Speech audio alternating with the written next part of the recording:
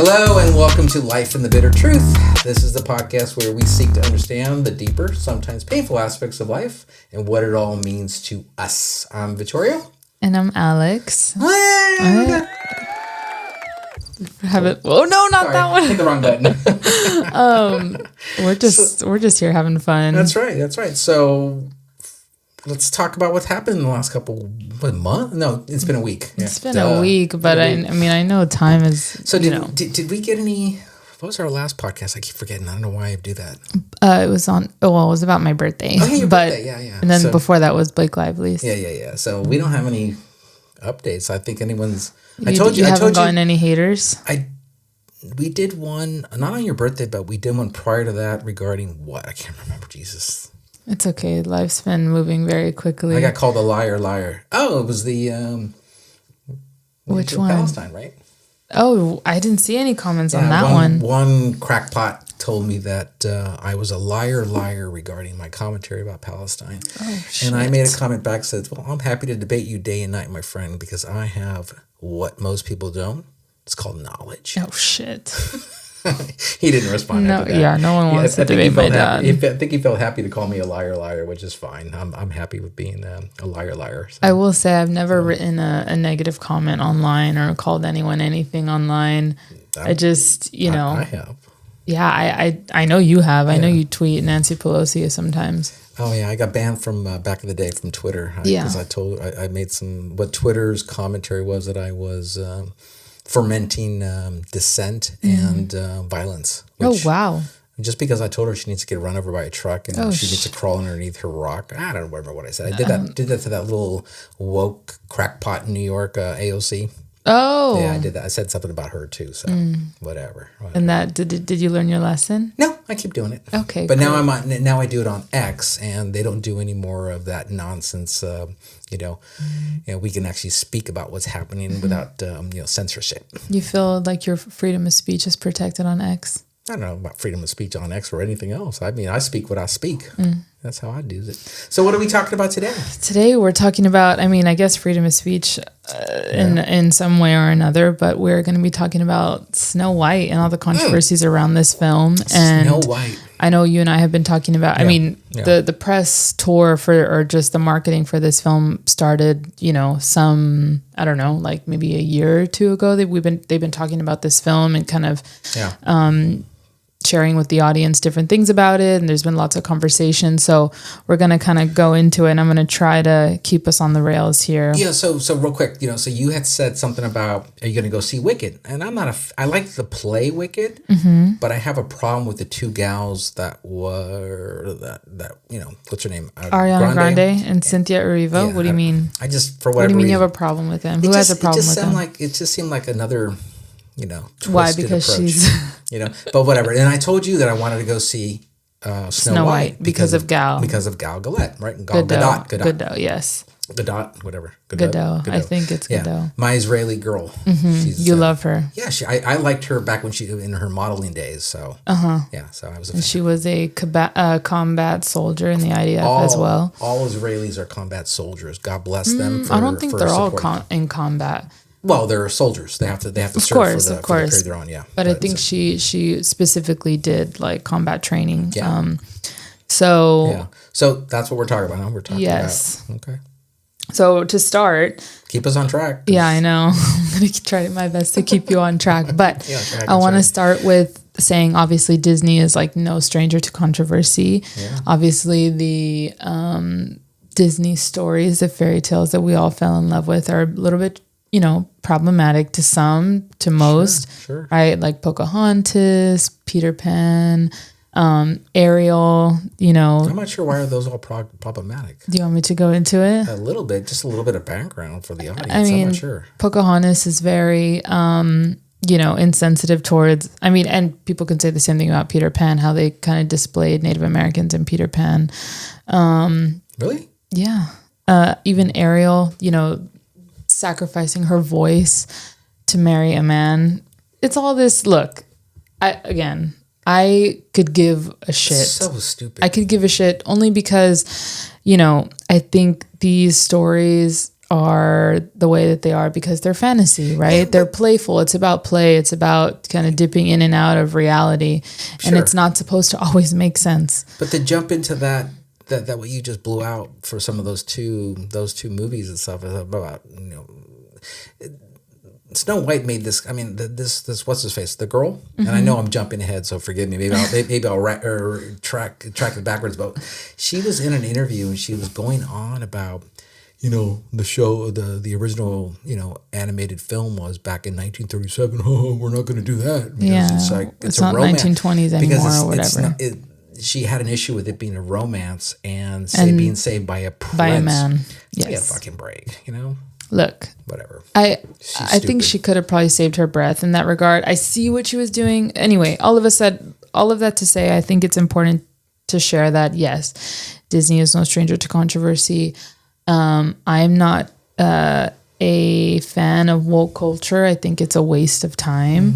I think we have so many better things, so much like more higher thinking that we can reach as a society, as a generation, rather than doing these little things here and there just for clout or Instagram posts or whatever. So what you're saying, I know you're not a fan of it either. Yeah, so what you're saying is woke is the lowest common denominator in our society. It just feels like that trans issues and DEI. Oh my Those, the three? The three, right? Yeah. Your guys' is trifecta right there. Not my guys. Everyone's trifectas these days. So, yeah. Interesting. Also to say that, there has been so much reporting on this story on Snow White, and there's still so much news happening. So by the time this gets posted, we'll see if there's anything else. So to kind of bridge this conversation. So, what did Disney spend? I was under the impression they had spent $50 million on a budget.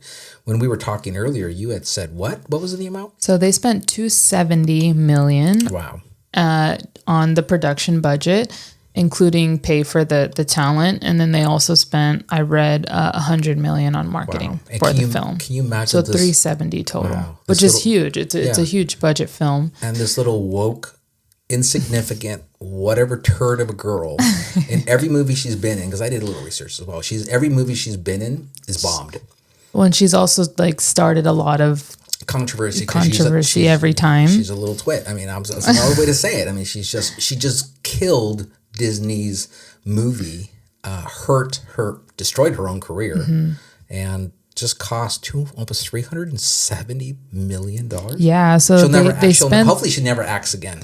They spent $370, and they only made, I read, $44 million domestically in the opening weekend. Wow. So within the weekend, and they were at least expecting a low of $100 million, but they didn't even reach their lowest low. So all of that to say, people are blaming Rachel Zegler, the big mouth. The big mouth. The big mouth. We'll call her the big mouth. Hey, you used to call me that when I was growing up. Wow. Which makes sense. But she is the main character the protagonist in the movie. She plays Snow White, and a lot of people were also kind of annoyed or bothered by the fact that Snow White, her character, is supposed to be fair, very fair skin, white, pasty skin. And she is of Polish and Colombian descent, I believe. So people were kind of annoyed about that as well. Okay. So there's lots of different feelings all across the board. Can't please everybody. You can't. That's the difficult part. But her specifically, she's been getting caught up in making a lot of comments about Trump, about Palestine, about feminism and all these things surrounding the film. So it's been getting her in a little bit of trouble and has put Disney in a very interesting position. Right? Yeah. Have you seen some of her interviews? Mm-hmm. She sounds completely stupid. Yeah, she sounds stupid. Or am I missing that? I don't know. Not Tourette's, but I mean stupid. The way she comes across. Definitely not Tourette's. No. The way she comes across, she's just very it's like there's something about her that's just it's a bit of a turnoff. She's pretty young. She's very young. So that's what I attribute it to, is how young she is, and maybe not versed for TV or film, right? For that type of marketing, you have to carry yourself a certain way. Even watching kind of how she walked out. I don't know if you saw at the Oscars. She was standing next to Gal, and they were walking out to present an award, and she was just kind of walking really like funny, like swaying her arms all crazy. And a lot of people are like, dude, what the hell are you doing? While Gal is obviously just walking with so much grace and beauty. And she's just like, dude, like she just fucking pulled up at her friend's house or whatever. This girl's in definitely need of a good publicist. I don't think her reputation is going to be able to be fixed. If I were a producer in Hollywood today, I would not consider her for anything. And I think big studios, if they're going to market these kinds of big pictures to and try to redo whatever, like a Disney or a Paramount or whatever it is, right? I think they're going to take a second look at these people before they hire them to say, no, this one's trouble. We don't want this kind of bullshit in our. So like Blake. I mean, she's. I liked her as a person. I think physicality is probably what draws me to her. Of course, she's the girl next door. Yeah, and then Ryan Reynolds. I think they look good and presentable. So I mean, we're not talking Oscar worthy performances. No, definitely not. But they had some kind of an appeal. But then after all that nonsense and their behavior, I think studios today are going to be more cautious about hiring a no-named, unchecked. Young actress, predominantly very young actress, very young green. actress who has got these feminist woke ideology, big mouth politic expressions, and I think they're going to stop. I can kind of share what specifically she said. Of course, yes. I can share specifically what she said, and I think from my perspective, I don't really care too much for having the woke perspective. I don't think the woke perspective is the problem. I think coming from the industry, the TV and film industry, you have to carry yourself a very specific way, and whether that's your belief or not, or someone in the room is talking shit, and you're just like, whatever you say, it affects everyone around you. It affects your team. It affects the company. Like, that's just kind of how it goes. And so when you work for this industry, there's a certain level of integrity and accountability that is needed to make everyone's day easier. It's not even that I disagree or that, she shouldn't be saying these things. It's just, you just fuck it up for everyone. So to take that as an example, right, which I appreciate what you're saying and I understand it. So you look at actors that have gone off the rails from a political viewpoint, social viewpoints, or whatever the hell it is, right? I mean, first of all, we as the common folk, we go see movies for entertainment value, right? Big fan of Robert De Niro, right? I like his acting, one of the best actors of our time.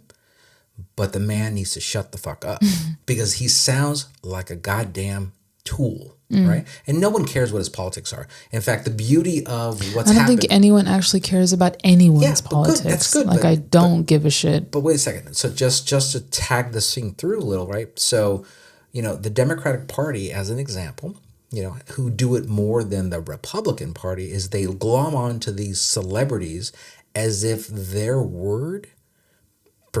whether it's music performers or movie or television performers, they're gonna be able to sway the public perception of things. No, they're not. No one cares what a Taylor Swift says, that other tool, Clooney, or a Robert De Niro. And I don't think they're gonna get any of them. And I don't think any of them are gonna get anyone to the polls either. No, like it's just this like. Yeah. Kind of power that we've put on celebrity. But if you think about it, outside of owning a production house in the entertainment industry, being front and center and saying those kinds of things is problematic. The ones that are smart don't say a goddamn thing. Yeah, and that was the point that I was trying to make. And because you know what? They're selling that product, the entertainment product that we all consume, whether it's streaming, going to, or to otherwise. The masses, yeah. They don't say shit. You know why? Because they don't want that controversy because they're there to make money. This is a business. Yeah. And these stupid, woke, crazy, lunatics, whatever you want to call them. They go off the rails, and then who the hell wants to go see a Robert De Niro movie? I will say, though, Scary. Too bad. I think, and we've talked about this when we talked about Israel-Palestine, that, Gen Z, it's very black and white. If you are not being out there, throwing yourself out in front of a camera, talking and screaming, talking about all these things, then you're going to get blacklisted because you can't be silent. There's no in between. There's no, I got to protect my job. No, because then you're a pussy, or then you're a baby killer, or whatever. Like, I understand what you're saying, but for this generation in particular, it is so black and white. That's I will say, part. Of these two actresses that were played in this, the Wicked Witch, or I think that's the way you want to call it. So Gal, I think she respectful to her career and being savvy enough not to get in the bad light of things. She's proud Israeli, as she should be. She's proud of her service, as she should be. But she also has a job to do. And I think she held her tongue as much as she could. Made a few comments regarding October 7th, as I would think any human would, based on that atrocity that took place. But she kept it respectful, short, to the point, and then let it go. Because she's got a business that she's running, which is, her film entertainment business. So. And before we jump too far, I want to share specifically what she said. So she made a comment. Rachel. Okay. So Rachel made a comment in an interview. This is separate from her wanting to retell. Yeah. This is separate from her wanting to retell the story of Snow White and change history or whatever. Okay. She made a comment. She said, "May Trump supporters never know peace." Which she retracted, saying that her emotions got the best of her. Okay. So the company told her, "Yo, take that shit down." Yeah. And she did, and she apologized for it and said that her emotions got the best of her. Great and excuse. She also shared something, telling people go and watch Snow White. Something along the original. No, the new one. Oh, the new one that they had just released, and then she said, "Oh yeah, and always don't forget Free Palestine." Yeah, stupid. And so I think it's interesting because, a lot of celebrity, obviously they want to show their support for specific causes, but it's just, to me, as someone who's just a consumer, it feels very, I don't know, sometimes feels kind of weird because, I understand, right? You can be in support of a movement, but when you are trying to be all gung-ho about something from your glass house, right? Where there's people on the ground that are suffering, that are homeless and all these things, it just doesn't feel 100%. It feels very performative, and it's just uncomfortable as a consumer to be like, what are you doing with that? Right. So you got these actors, and I think the one that comes to mind, is T.S., right? Taylor, right? She's all about, zero emissions bullshit, carbon trading. Yeah, because we dragged her last time. Yeah, all that nonsense. But she's the first one that jumps on her jet from here to there and everywhere else. It is a joke. Yeah, it's completely it's very hypocritical. Yeah, and so it's funny in that way. So again, I can appreciate to a certain extent her saying, whatever. Lots of actors have said Black Lives Matter, Free Palestine, whatever thing that they prescribe to, but when it comes down to the nitty gritty, or where are you? I think what strikes me is, whatever we want to call it, wokeness or political speak, when it's not your core competency. These actors, whatnot. It's funny. You look at actors that are political, right? And they can be ostracized in Hollywood big time, especially if they're on the conservative slant, right? But you've got actors that do it, and they do it in such a respectful manner. Who comes to mind? Rob Schneider. He is clear-headed, unemotional, direct and to the point, and wholly articulate in the way he does things, right? And the way he conveys his message. And I don't think he gives a shit, because most of his career was built on a common union with his closest friend on the planet, which is Adam Sandler, who Adam Sandler, for the most part, keeps silent about this nonsense, right? Because he's running a business, right? He's got people that depend on him, and he's a cultural icon as well. You have to uphold that. And so when he does things in a comedic way, and it is, self-deprecating in a way where you look at the Zohan, right? He's making fun not just of his own people or the Jews or the Israelis and the Palestinians in that comedic movie. Yeah. And you cannot walk away from that movie without laughing. For sure. Because it is comedic all the way down the line. Stupid, but it's great. But it kind of shows the ability, the talent that this guy has. He's making a message or creating a message, but also kind of laughing at it as well. Yeah. You know who else does that? Larry David. Yes. He's funny as hell when he does that kind of twist on and things. he's super liberal, but he just does it a specific way, and I think that's where it is. You can respect that. You can respect both the talent that he has and his messaging and how he does things, because it's it's like that. Like I said, it's kind of laughing at himself, and it's just very funny. You don't see that when you look at a certain young person like this Rachel Zegler. You look at her and it's like, who is she and who cares? And that's the first thing. And then you walk away with that. Why would I spend my hard-earned money and watch anything she's got? Why would future? Yeah. And the hard part is that she's a beautiful singer. Like she comes from a theater background. She's been in lots of different plays. Wasn't she in that movie? What's the musical? West Side Story. West Side Story. Yeah, she was in West Side Story, which she also had some issues during the press run for that.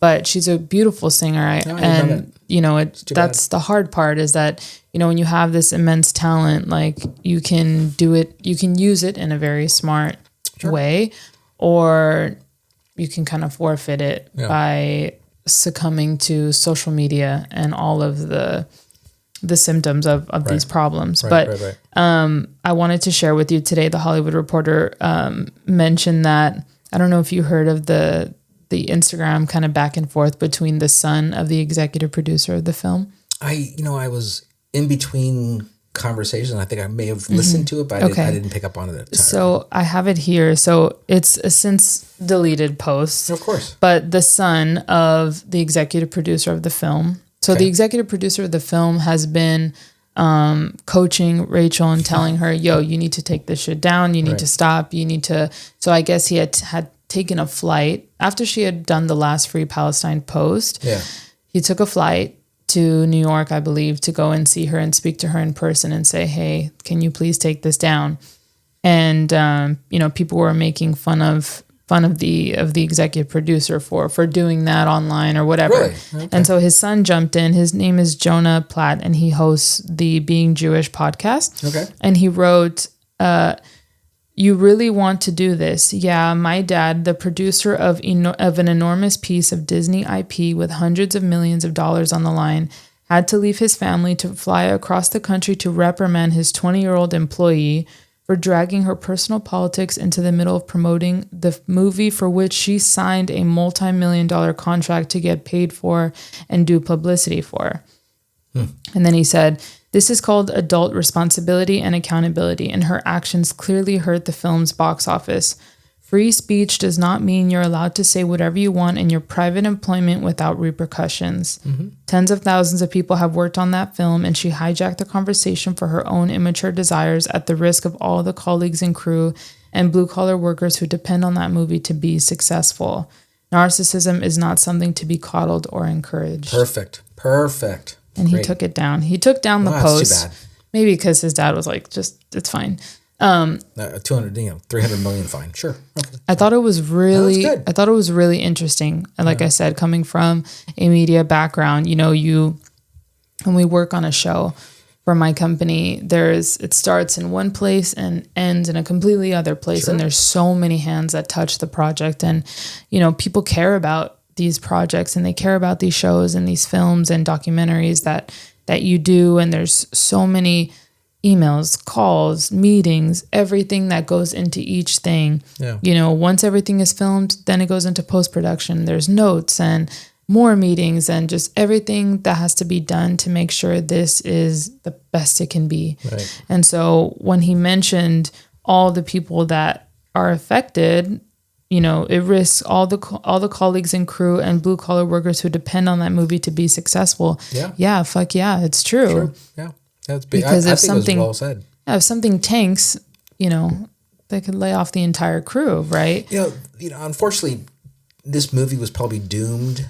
Well, it had controversy beyond this, you know, this idiot 20-year-old, right? But just based on the storyline. But I think that could have gotten brushed over. That could have totally gotten fixed and worked on. And supposedly they had refilmed the movie multiple times. Yeah, well, if you think about it, right? So I was all in to go watch it because I remember the original. Well, I don't remember the original because I wasn't there, but but the point is, I remember watching it when you guys were kids, right? The original story, yeah. So I thought, oh, that's cool. I mean, I'll go watch it, right? So and you saw that Gal was going to be in it. I thought since Gal was going to be in it, I wanted to go see it because I like her. And but as soon as this started unraveling, and I started hearing about all the controversy goes, and then I listened to couple of this girl's interviews, even on the red carpet. I'm going, I'm not wasting my money. Yeah, hell no. I won't even watch it when it streams because I'll go that way, right? I'll boycott it. And just that's my personal boycott. That's another. Right? I'll say my personal boycott. That's another thing that has sprung up through woke culture is the idea of boycotting. And so it's so funny. Jacob and I talk about this all the time where, you know, we'll be, you know, buying some sodas or something, you know, I'll be like, oh, McDonald's fries would be so good right now. And I just laugh because I'm like, oh my God, imagine all the, it's funny because I know a lot of friends that claim to do the boycott for Palestine or whatever, okay. Palestine stuff. And I fucking know. What are they boycotting? Target, Coca-Cola, Pepsi, all every single company on the planet, right? Okay. And so it's funny because I understand the sentiment. I understand why it might be important to do something like that. But in these particular friends of mine or colleagues of mine, I know like behind the scenes they're just drinking out of a paper cup. You know what I mean? Yeah. They're just not showing it, which is just so funny. Yeah, I do it deliberately, right? I won't go watch the movie. I won't go buy Nikes. Yeah, I don't think you've ever, at least since I've known you. I probably have not bought a Nike sneaker in probably 30 years. Yeah, so it's... Don't do it. That's how I roll. I'm true to form. Yeah, and for a while you weren't buying us Nikes either. Hell no, I wouldn't buy Nikes. Yeah. But, you know, with your youngest sister, it's like, you know, it's all about whatever color it is. The pink one, the purple one, whatever. The dunks. Dunks, that's it. The dunks. But... yeah. To jump back into this, following those comments and responses and everything like that, Gal had started to get more death threats and in turn needed more security at a lot of the film's events. Wow. And another thing that I thought I should mention was Rachel Zegler had made a comment that Gal was a quote unquote professional pageant queen. Wow. Which is funny because I'm trying to think like, girl, when would you have had time to make that comment or whatever? But I was also reading that during a lot of the press events, they booked them separately. So they wanted to separate them to prevent her saying anything about Gal or whatever. Or Gal would have whacked her on the head. I doubt, you know, she's way too buttoned up. I know she's eloquent, yeah. But it was funny that what she was able to sneak out in terms of a comment was this professional pageant queen comment. And that, of course, just went viral. Ridiculous. But there's all of this. It's kind of a cut. That's pretty deep. And I'm like, oh my God, that's some shit I would have said because I'm such a hater. But let me tell you, she is a little hater, that one. Gal's movies have made, you know, a shitload of money. Yeah. So, you know. And she's very successful. So, you know, Rachel being so green in her career, you know, it's important to kind of build those relationships now. So again, taking this step backwards a little, would you hire her? You know, think about it. With her woke craziness. It's funny because this is something that Jacob and I talk about all the time when we talk about who we're going to invite to our events, who we're going to invite to our poetry events, what kind of language we're going to use when, discussing what the poetry event is going to be about. Right. We don't want people, sharing poems that are graphic in terms of very traumatic scenes and stuff. We've been at events that we ourselves have put on where people sneak those in and it makes people very uncomfortable, and me included. So, but it's hard. It's like, how do we go in there and say, hey guys, we have some ground rules. Can't do this, can't do this, can't do this. But a lot of groups do. A lot of groups are starting to say, don't fucking go political on us. Yeah. This is a joyous space. We don't want to get into it. I think you in the things that you do, and what studios are going to have to do is just that. I think they're going to write clauses in their agreements, and if you do things that harm the whatever it is, word or post or whatever the hell you want to do, you're going to be held liable, legally liable. And in your case, those same examples, I think going to have to state it up front. This is not about politics or whatever it is. And, if you do, you'll be cut off. Right. And you'll be asked to leave. That's a tough thing to do in a small community. Tough. Yeah. A small community.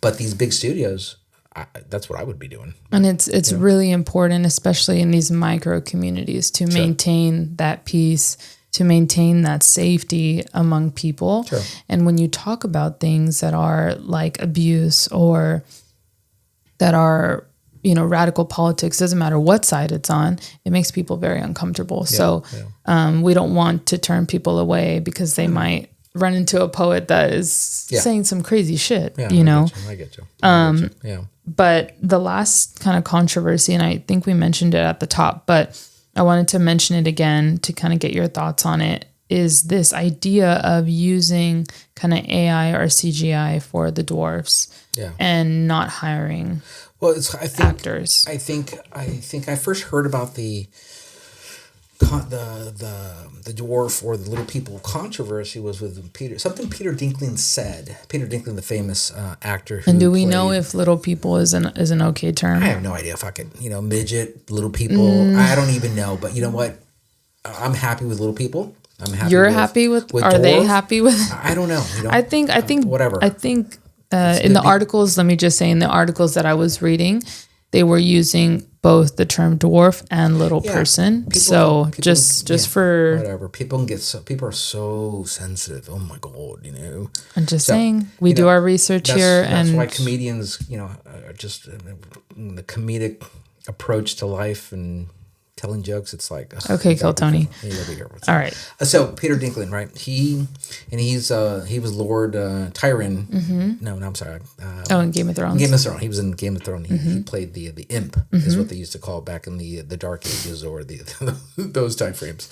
But he was and has done a phenomenal job in most of his performances. Good actor, great actor, right?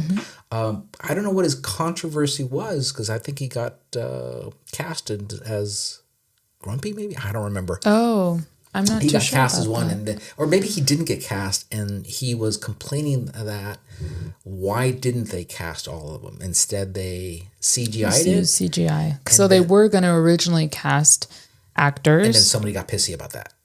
That were dwarfs?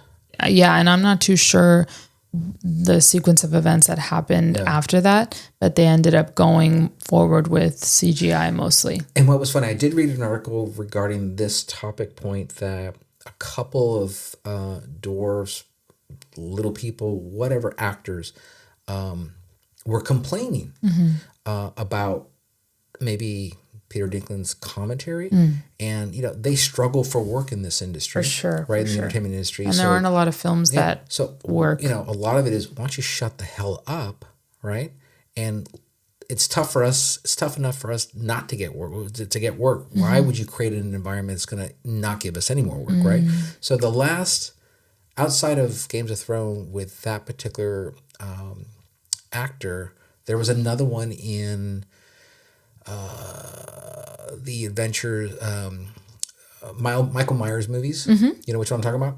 where he plays the villain. Oh yes, yeah, Austin Powers. Austin Powers, and he had the little miniature Mini-Me. him, yeah, Mini-Me, right? Exactly, Mini-Me, and it gave work to this actor. Now this actor's been around in a lot of different movies, so he's well placed. But when's the last time you saw him in a movie outside of the party movie that was out, Project X, right? Yeah, I don't know. You see him on social media a bit, but it's tough for these actors to get roles. So for another actor who is well placed, who's made a lot of money, to kind of badmouth something, it's like, it's not good. You don't do that. You remember who are behind you, and that you need to bring up, and carry it forward, right? So it's tough. It's too bad. So I did hear about that type of controversy taking place with the movie. Again, another Disney controversy after another one. I did hear about the CGI. And then I heard that they recasted the entire dwarf, not even Seven Dwarfs, but they did some other funky thing with, I don't know, cast of characters that weren't dwarfs, but they were. Yeah, they kind of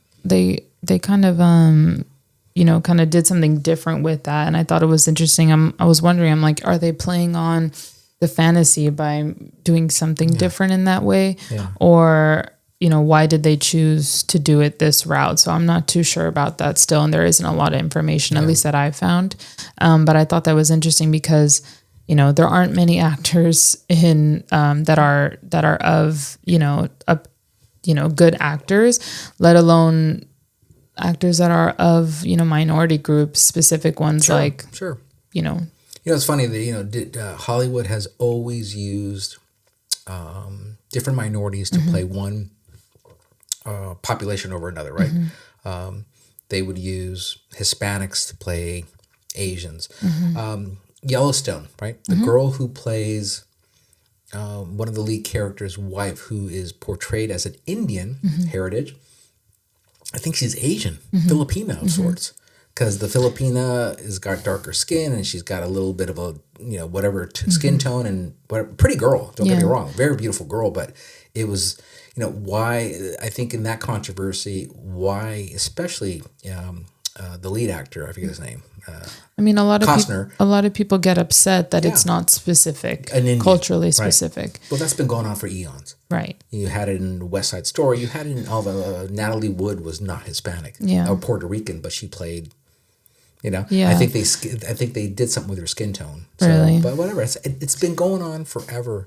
And now Hollywood has to adjust, be sensitive, or whatever the hell the bullshit is. So. I don't know. I think it's interesting when I think to myself, like, okay, if I was an actor, like, what would I get pulled to do, right? And I look very ambiguous. I think I have a very European face, but I wouldn't consider myself to be European. So it's like, I can't imagine how other people feel that might look. It's kind of funny. Different as well. It's kind of funny. There was back in the day when I was a young person, a younger person, I did a lot of extra work, right? And I remember some high school movie that I was in, and I was in a lot of the scenes, but I can't remember the name of the movie because it was a long time ago. But one of the main characters was like 27 years old, right? Trying to be in high school. In high school, because he looked the part, like kind of like Mean Girls. I think they were all they're all in their 30s. And one was like 20 or late 20s, Like that, so. Or even on Euphoria, a lot of the actors are older as well, but they're playing high school kids. So, So I don't know. Hollywood's been doing that for very there's long lots time. of magic. I mean, you talk about Hollywood magic. There's lots behind it, and in that comes a lot of bullshit too. And there's just a lot around this film. So crazy. That's kind of from today. That is like just today, the last of all the controversies leading up to such a sucky premiere. Weekend. They killed the premiere. They killed the larger premiere because of this girl's controversy and all the crap that she was saying. So they scaled it back. Right.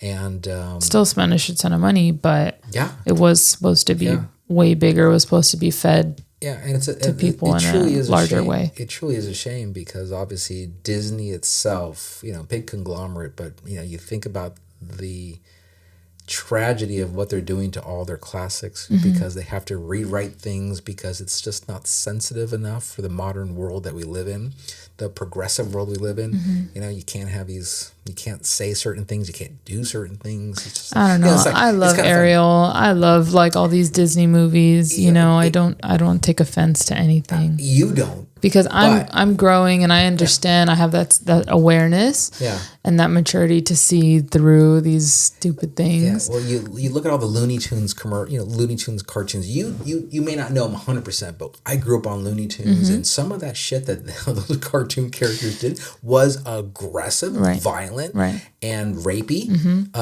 And you know what?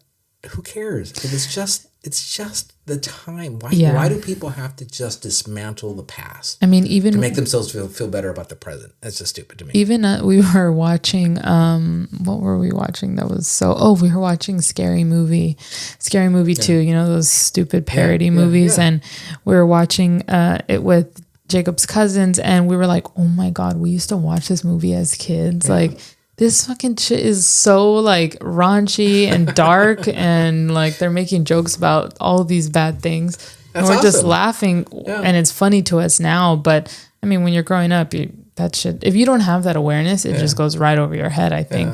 Or at least that was the case for us. So do you think in Hollywood there's a lot of studios that are very woke? I would have to answer it yes, but you've got studios like A24, right? Is that A24? They don't give a shit. They put out, I think is a caliber of approach. They've got a certain genre they fill. For sure. And it's a little bit more risque, a lot more risque.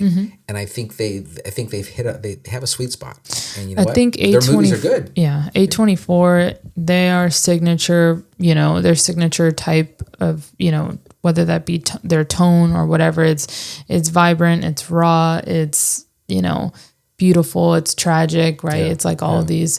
This is like very high level cinematography that Disney might not be in pursuit of, but it definitely sets it apart for sure. So you carry this mindset of Hollywood and praising certain behaviors. So the movie Aurora, have you seen it? Right, Anora, is it? Yeah. No, I haven't seen it yet. So when they won the Oscar, and I didn't think it was Oscar worthy, but of course the Oscars for the most part it's a bullshit award, which doesn't mean much. They also spent a shit ton of money on the production of the Oscars. No, of the marketing of the film. So they sent a lot of packages to Oscar voters and things like that. Like they were shoving it in people's face because the director believed in it, right? So he's like, all right, let me spend some good cash to get it out there. As these actors come up to accept their award, right? They're what are they? They're saying, hey, we could not have done this movie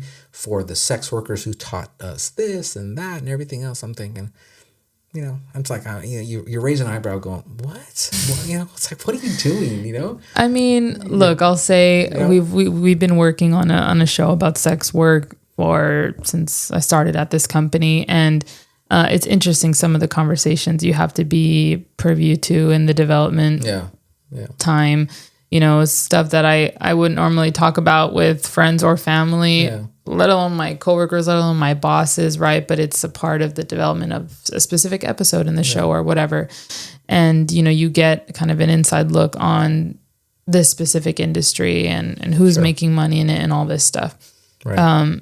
It's pretty freaking weird, but it goes without saying that the episode wouldn't be possible without those people. Sure. No, I don't have a problem with, them getting a bunch of girls and train them on the pole and all that good stuff. It's, you need to have a certain understanding. And this girl did a good job. Don't get me wrong. She did a great job.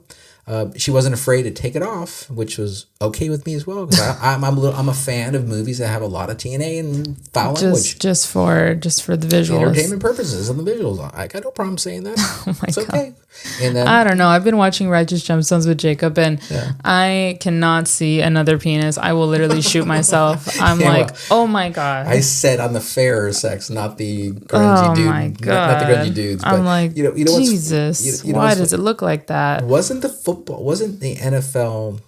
Wasn't there a commercial about the NFL about the new Lilo and Stitch movie? And they're remaking that one, but they don't fuck that one up. Oh, no, it looks awesome, Dad. It looks awesome. You should look at the trailer. It looks great. Hope we don't screw that one. That one is, I mean, the film itself is not very problematic. Is that Pixar? Oh, thank God. Okay. I believe Pixar or is, no, is it's not Pixar. it. It's the other one. Spielberg's. DreamWorks? No. DreamWorks. No, is it DreamWorks? The other SK. It's DreamWorks. Yeah, maybe it's DreamWorks. I don't know. Could be, but whatever. I hope they don't jack it up. No, the trailer looks great. I think Disney's the only one that jacks up their classics. I believe Disney is behind. They own some part of Lilo and Stitch IP. They have to. Lilo and Stitch is an iconic Disney character. Yeah.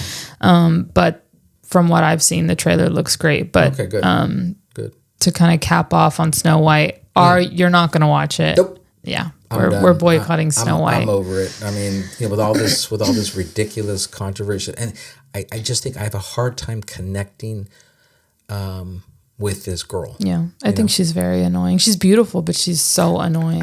Everyone said that she's beautiful. I don't see it. Maybe her. She's got a big old mouth. Maybe it's her ugliness of what comes out of her mouth. And maybe shit for you. Maybe she's also fine. She's attractive. I won't say she's not, but it's just. She's kind of ruined it. I like her big brows, and she has a big mouth that's very odd. Yeah. Like her face is a little bit odd, and I like weird faces sometimes. Yeah, well, that's fine. I mean, I won't say but she's not attractive. Very annoying. She's very annoying. I don't think I'll be able to do it. It's kind of ruined it for me. Yeah, so that's okay. That's my 2 cents. So. It's all good. But as of right now, that's the drama. Wow, and we are boycotting it. I'm boycotting. You're not going to boycott it? I'm not gonna go to the movies and watch that. No. Yeah, it'll be. And out. We don't have Disney Plus. It'll be out on Disney Plus in short time. We don't short order. We don't have it, so it's totally fine. It'll be out in Disney Plus in short order. I guarantee. It's like what's going on with Hollywood? They're just casting the wrong people. They should have me as casting. Oh my God! Here we go again. This is your video. Go.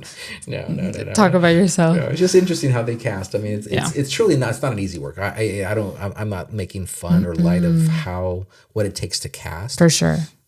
Because there's been a lot of shows and a lot of movies that have just been beautifully cast. I mean, you cannot, even if you don't like the actors, they just did a phenomenal job. For sure. Casting is very difficult. Yeah, it's incredibly difficult. I mean, it's envious how they do this work for casting. But yeah. Just not this time. Disney jacked up. Well, maybe it would have worked, but unfortunately, I think this movie was doomed from the beginning because of all the controversies. From that first moment. The level of wokeness that Disney just loves to be in that space of wokeness, and the idiot little actress that they hired that destroyed the movie. The idiot little actress. They lost, $370 million. A shit ton, yeah. Yeah, so it's too bad.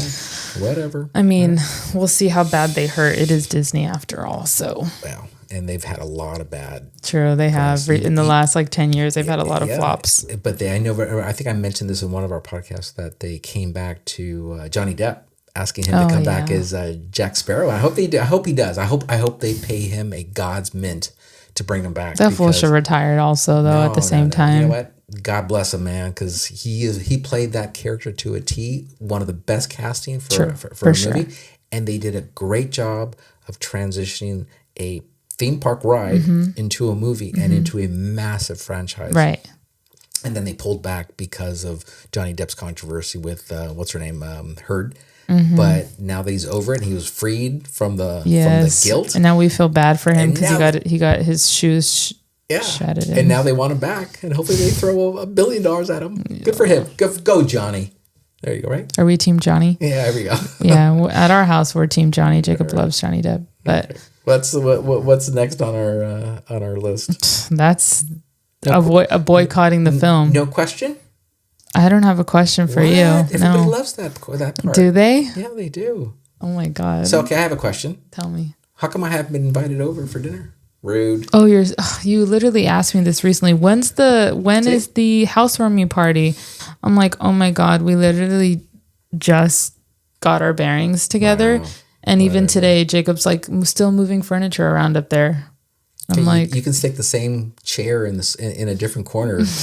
And it's still the same chair. Same shit. So, but soon, Dad. Do you want to eat out or do you want to make food at the house? Wait. First of all, I'm a guest. I'm not cooking. Right. No, obviously. You should cook for me. You want me to cook for you? And Jacob should service me by bringing me a drink. And I get the big chair. We don't have alcohol in the house. And buy some. I don't give a shit. There's bourbon. They sell bourbon down the street. We have Guinness only right now. Yeah, well. when I arrive, I don't want to have to bring anything. There'll be something else. Okay. That's right. So all right, we'll work on that. Right, okay, I'll remind him today. So there was no question. I had to ask the question.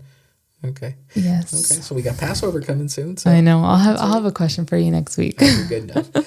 All right. That's it then. That's it, Daddy. All right. Well, everyone, thanks so much for joining us on this episode regarding the atrocity that Disney is, and Rachel Zegler. We appreciate you guys sticking with us, and please leave comments, like and subscribe on YouTube, and follow us on any other podcast platform that you guys choose to listen to. And stay tuned. Next episode's next week. So yeah, and let us know what you think as well. We love reading the comments, good, bad, okay, and everything else in between. Yeah, absolutely. Thanks, y'all. Thanks, guys. Bye. I did.